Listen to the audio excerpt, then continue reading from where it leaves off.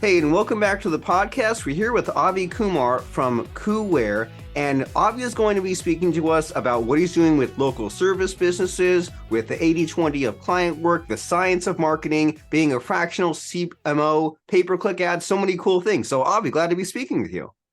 Hey, glad to be here, Robert. Thanks for having me here. I'm excited. And I'm excited to have you. So can you tell us what problem that you solve and why we should all be excited and pay extra close attention to what you do? So our current focus is a lot more on local service businesses. And to the extent we solve problem for local service businesses to get them more business with Google ads and Facebook ads, but also the agencies who work with local service businesses. So we have two kind of a separate sub companies, if you will. One is focused directly working with customers. Other one is working with agencies who serve these local service businesses but don't have the technical, wherewithal to handle the Google PPC and Facebook ads.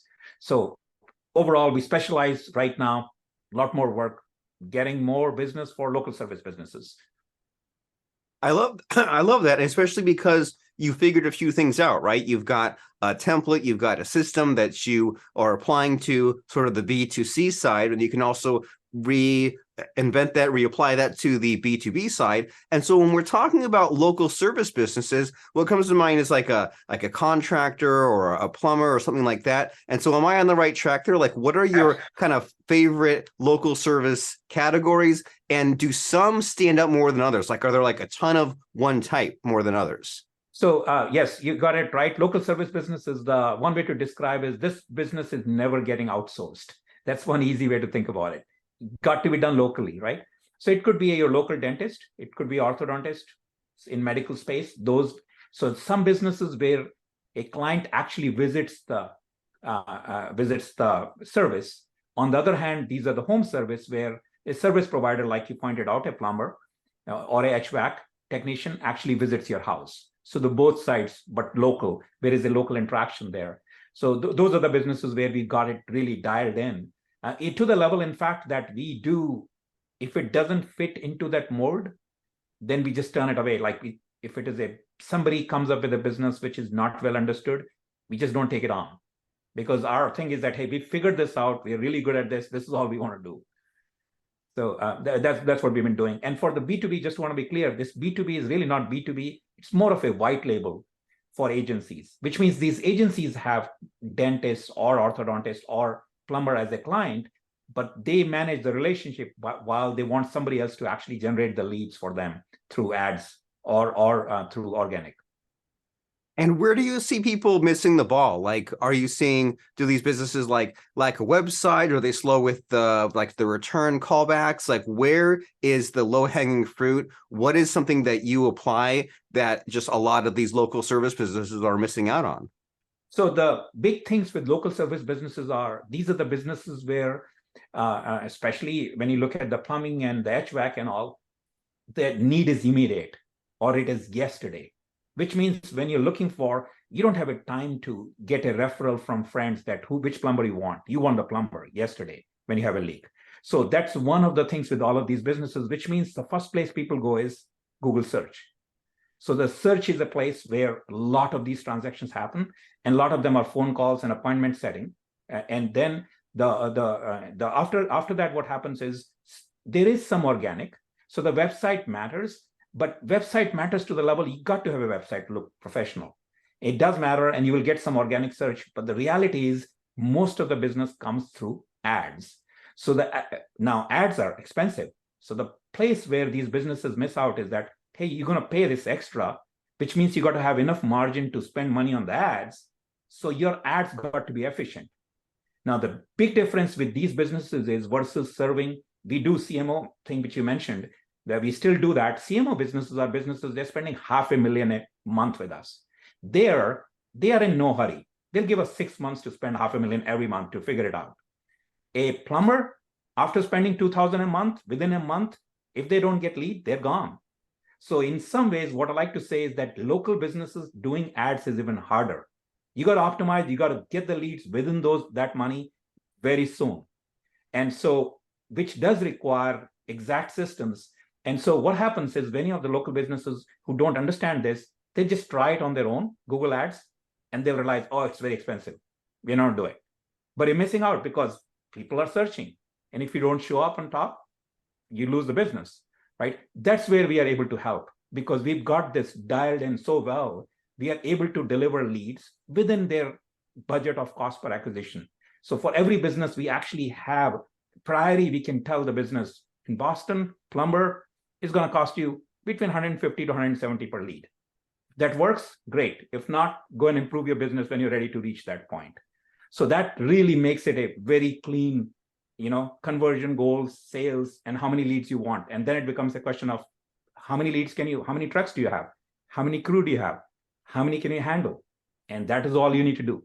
Don't spend any more because, of course, as you grow, the cost goes up. And this is the other part people keep missing, that if you want more leads, the cost per lead is going to be always higher, not cheaper. So you got to, so as you grow, your margins have to grow. If your margins don't grow while you grow, you will not have money to do the ads because you're competing in it. Basically, the pool becomes harder and harder to get. It's basically, there's only so many searches happening at a time. And you want those searches for you, you're paying for them. So you're competing with others. So if you want more of those searches for you, you got to pay more. That's where we got it really dialed in and figured out for all these businesses with exact kind of ads, what should be done, what should not be done, what works, what doesn't work, what they need to do, even with their website, tracking their numbers, all those things we've got this figured out and ready as a package to help the local businesses.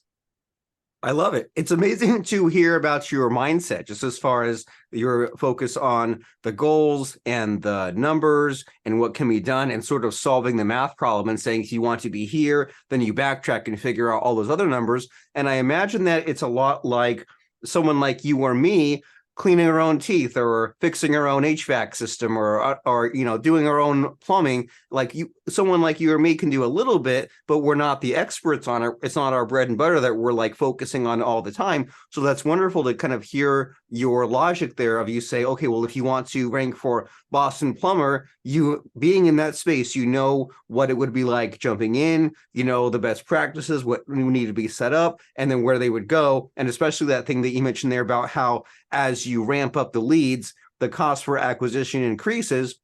So it's not just a matter of getting the cheapest lead, just making the math problem work and then saying like, okay, now we got these number of clients. Now can we handle them? So this is very interesting and very helpful to figure out. And since we're on a podcast and we're here to show you off and find out some amazing things, it's always fun to jump into stories, right? And I'm sure you have some cool ones to pick through of like some company that you worked with, you jumped in, they had a problem, you worked your magic, you fixed it. So what do you have to share with us as far as a fun story? So the fun story I have is many times what clients think what people are searching for is not exactly what client is searching for. So, for example, even the term HVAC. So HVAC professionals, they will keep talking about, oh, it's HVAC. Not every consumer even knows what is HVAC. So they'll insist on trying to go about search terms. So this happens again and again. They will tell us, hey, this is what they will be searching. But there are a lot of terms which only professionals are searching. And those professionals are not actually buying. They're just looking at competition or something. So if somebody looks for exact specification of your job or, electrical class A contractor or something like that, it's not you're going to be your customer because that's going to be some competition. So these are the things which actually what we found is by actually not bidding on those, in fact, going negative terms on those, that we don't want Google to show our ad for that. We can save a lot of money. This can be a 20 to 30% saving by what we call looks exactly right, but never converts keywords. And one of the things which we have is that we've been doing this for now 12 years. So as a result, we have a database of keywords in thousands in every niche, literally in thousands, 3,000 to 4,000, which never convert.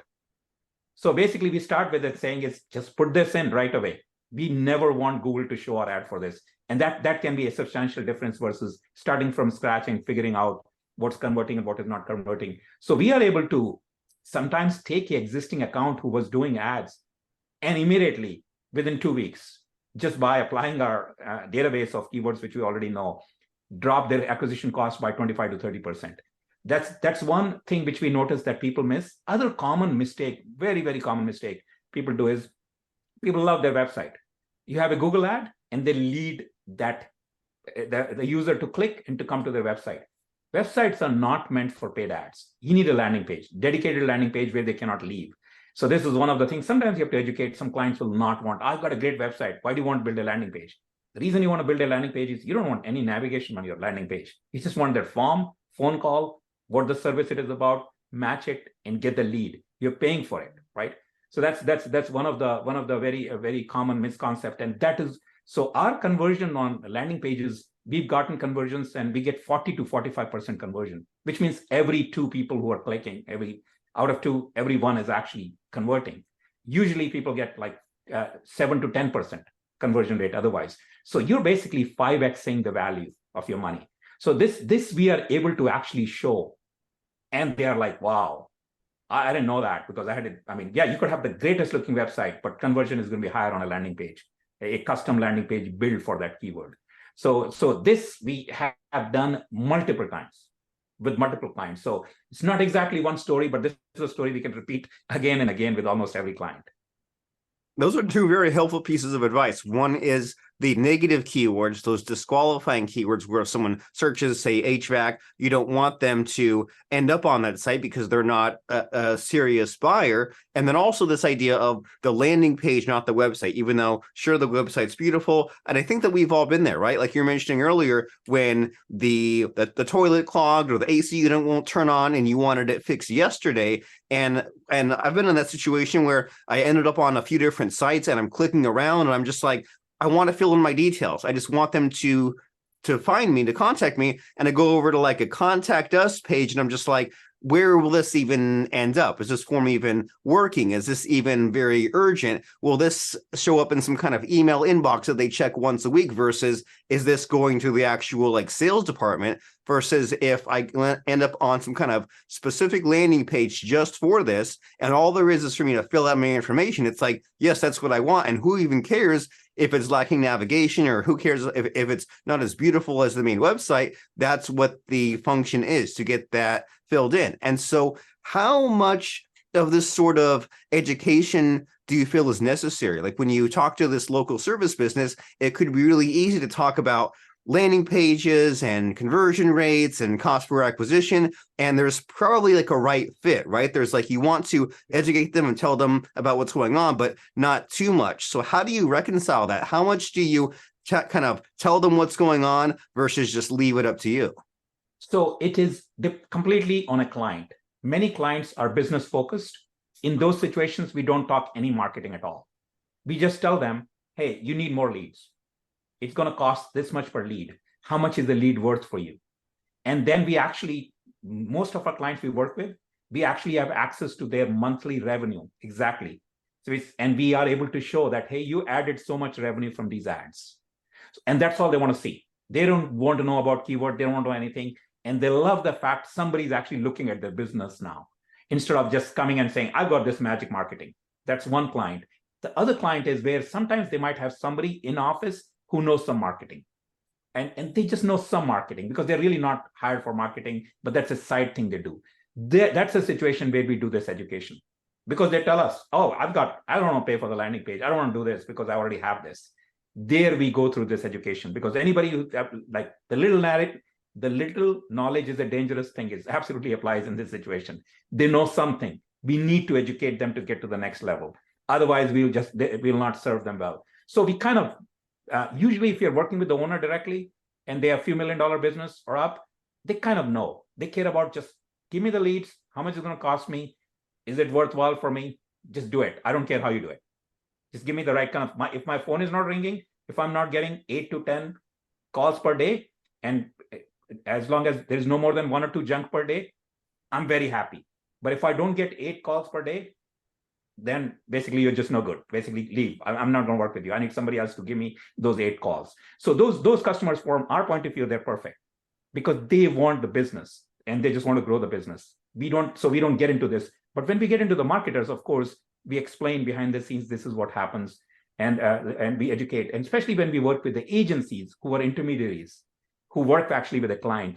It's much more common. These are smaller agencies. That's why they came to us. So we educate the agencies how to explain, how to not get worried in first week if you're not getting leads. It takes time to set up and things like that. So we educate the agencies too, so they can serve the clients better. So does anything surprise you as far as interacting with these businesses? Like you were mentioning here about how they if you ask them about a cost per acquisition, or if they want 8 phone calls a day, do you come across a business that like doesn't have a good answer or doesn't know these things? Or like what sort of Yes, surprises it do you is. come across? The thing which surprises me is a lot of businesses, they don't have any idea about their margins. They know the top line, but they don't know the bottom line. This is very, very common. So the thing it becomes is, hey, you're going to spend 10% on marketing. If your margin is less than 10%, that you can't afford that marketing. And I want to know that, because I basically tell them is go and fix your business first. Don't hire us. We are not going to be able to help you. You have a operations problem. We are not operations people. We are marketers. And we do know that even they hire us, what will happen after 3 months? They'll be spending more money with us. They'll be bleeding money, and eventually you'll get fired. So why even start there, right? So this is the thing which surprises me. But these are successful businesses with few $1 million, but they still do not know what is their margin, how much they really take home eventually.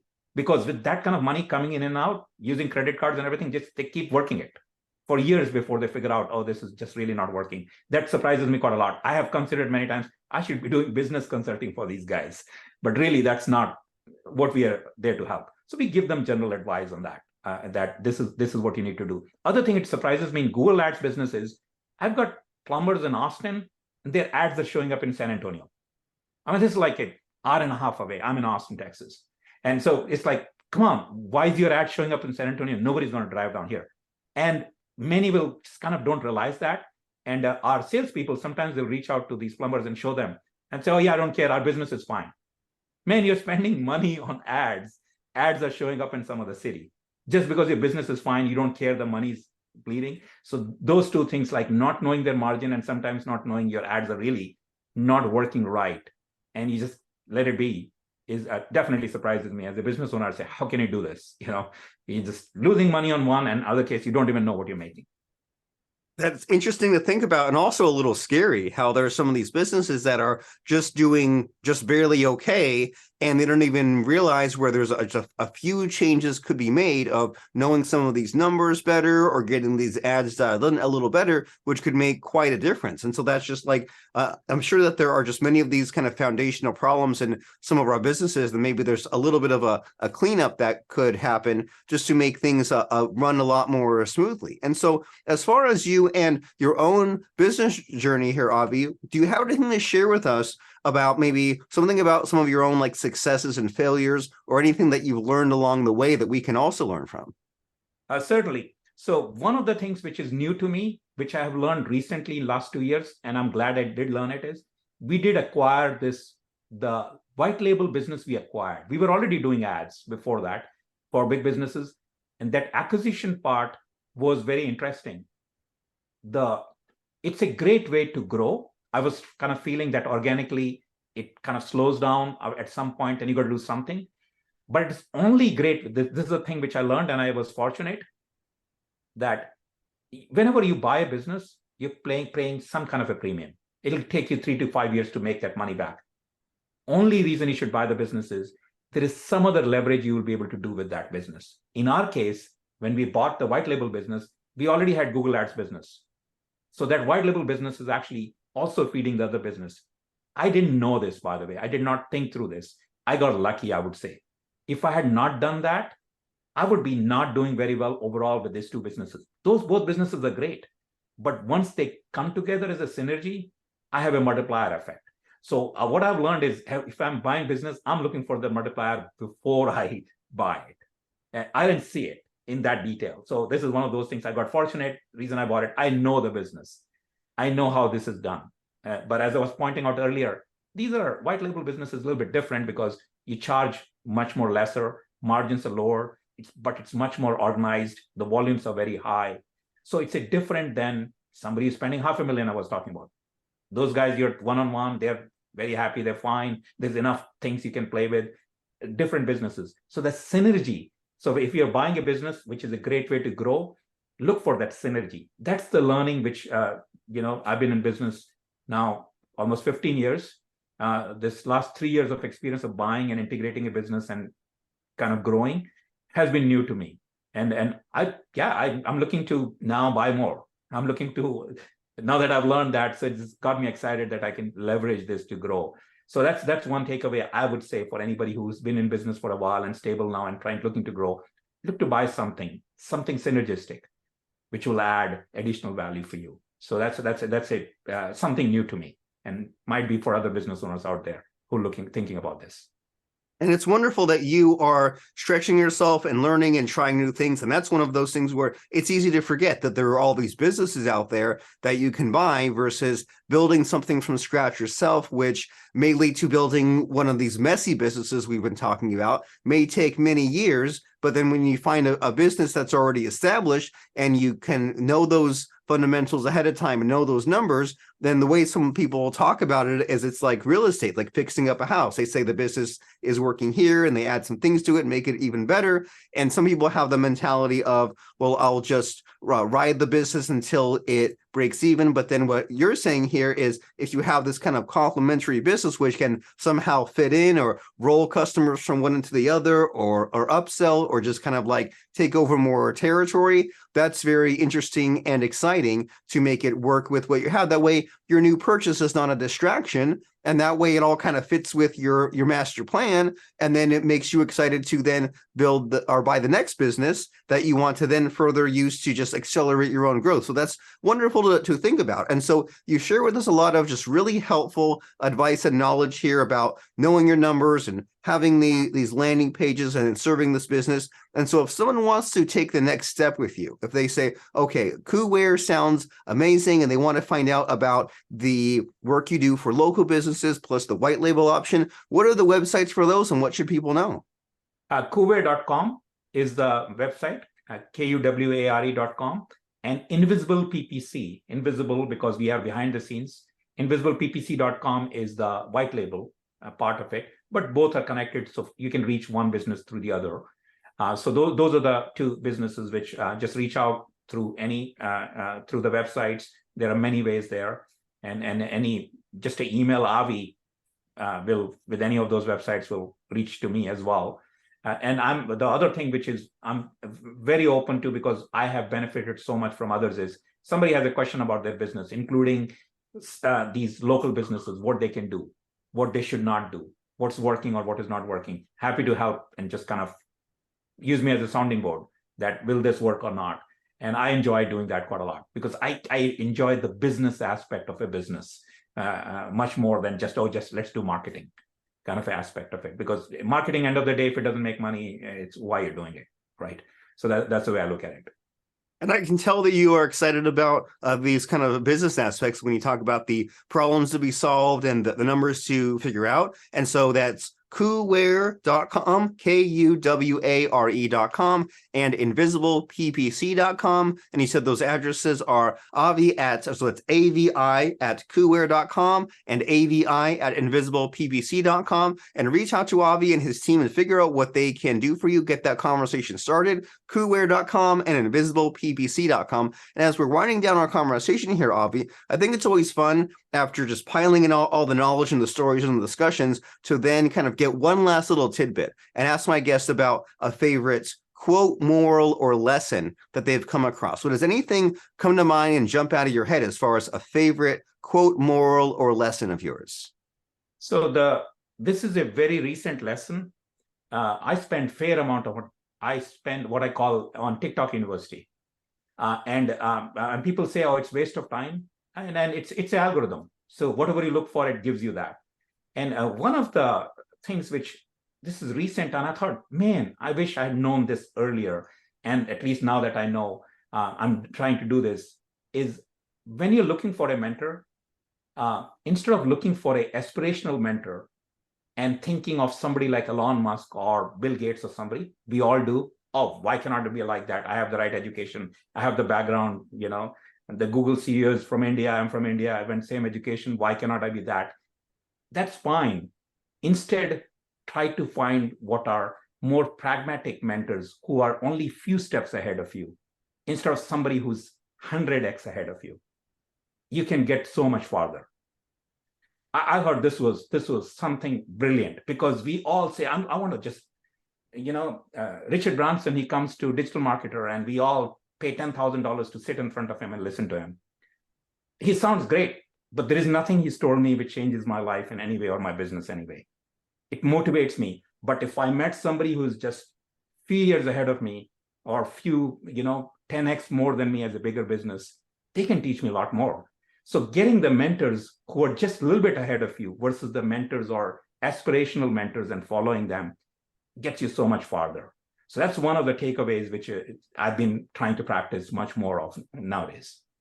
That's very powerful. That the Richard Bransons or the Elon Musk, there's so many levels ahead, so far removed, they're so mass market. The advice is very broad in general versus someone who just those few steps ahead can get you to where you actually need to go. And if you are the kind of person that needs help with this local service business, either fixing up your own or serving others, then contact Avi Kumar, Kuware.com and invisibleppc.com. We will see you there. And thank you very much, Avi, for being honest and open with us and vulnerable and sharing some really interesting techniques. I really appreciate you. Well, thank you. And I love this impromptu format. Without script, I love it. It lets me speak what I feel without planning anything. So absolutely great platform. Well, thank you. That's where the emotions and the real stories come out. So thank you for thanking me. All right. All right.